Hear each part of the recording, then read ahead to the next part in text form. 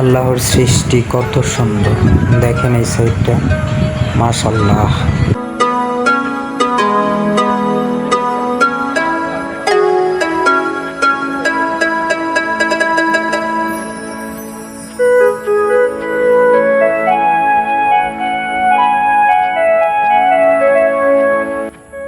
ছোটবেলায় শিল্পীদের আঁকা ছবি দেখতাম, আজকে যেন সেই কথাটাই বারবার মনে পড়ে গেল। সত্যি আল্লাহর সৃষ্টির কোনো তুলনা হয় না।